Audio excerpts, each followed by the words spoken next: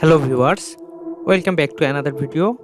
আজকের ভিডিওতে আমি দেখাবো কিভাবে মাইক্রোসফট ওয়ার্ড থেকে আপনি সহজে পিডিএফ ফরম্যাট একটা তৈরি করতে পারবেন, অথবা কিভাবে আপনি মাইক্রোসফট থেকে সেটাকে পিডিএফে কনভার্ট করতে পারবেন। সেজন্য প্রথমে কি করে নেবেন, তাহলে মাইক্রোসফট ওয়ার্ড থেকে পিডিএফে কনভার্ট করার জন্য প্রথমে আপনাকে মাইক্রোসফট ওয়ার্ডে ডাবল ক্লিক করে যেতে হবে। এখান থেকে আপনি চাইলে ব্ল্যাঙ্ক ডকুমেন্ট দিয়েও করতে পারেন, অথবা আপনার যদি কোনো রিসেন্ট প্রজেক্ট যদি মাইক্রোসফট ওয়ার্ডে যদি তৈরি করা থাকে তাহলে সেটা থেকেও করতে পারেন। আমার যেহেতু এখানে রিসেন্ট অনেক কাজ করাই আছে, আমি এখান থেকে যে কোনো একটা মাইক্রোসফট ওয়ার্ডের ফাইল ওপেন করতেছি।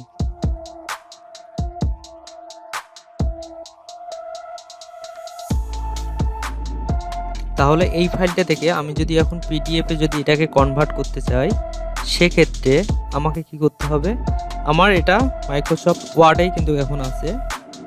আমি যদি এটাকে পিডিএফে কনভার্ট করতে চাই তাহলে প্রথমে ফাইল অপশনে যাবেন। ফাইল অপশন থেকে এখানে দেখতে পাচ্ছেন কি এক্সপোর্ট নামে একটা অপশন আছে, এক্সপোর্টে সিঙ্গেল ক্লিক করবেন। দেন এখান থেকে ক্রিয়েট পিডিএফ অপশন, তাহলে ক্রিয়েট পিডিএফ অপশনে একটা সিঙ্গেল ক্লিক করবেন। এখানে কি আছে যে HSC math first paper formula.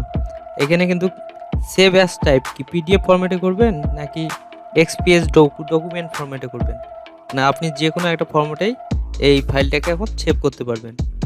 তাহলে আমি এক্সপোর্ট, যেহেতু আমি পিডিএফ করতে যাচ্ছি, সো আমি অবশ্যই এখানে পিডিএফ সিলেক্ট করে দেব। দেন পাবলিশড, যদি আমি এখন পাবলিশ করে দিই তাহলে সেটা আমার ক্রিয়েট হয়ে যাবে। কিন্তু তার মানে আপনাকে শুধু এই জাস্ট সিম্পল কাজটাই করতে হবে, তাহলে অতি সহজে আপনার যে কোনো মাইক্রোসফট ওয়ার্ড ফাইল সহজে পিডিএফ ফাইলে কনভার্ট হয়ে যাবে।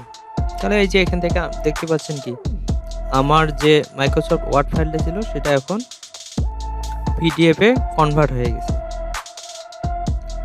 অথবা আপনারা চাইলে আরও বিভিন্ন থার্ড পার্টি অ্যাপস আছে, এগুলো ব্যবহার করেও এই কাজটা করতে পারেন।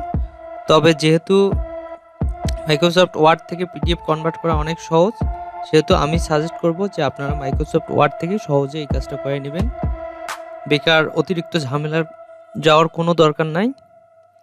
আর একটা বিষয়, আপনাদের মাইক্রোসফট ওয়ার্ড যদি 2003, 2007 এইগুলা বাদ দিয়ে আলাদা যে নতুন যে আপডেট ভার্সন 15, 19, 16, 11 এইগুলোর ক্ষেত্রে সহজে এই কাজটা মাইক্রোসফট ওয়ার্ড থেকে সহজে পিডিএফে কনভার্ট করতে পারবেন। সো ধন্যবাদ আমার ভিডিওটা দেখার জন্য, আমাদের পাশে থাকার জন্য ধন্যবাদ। Thank you.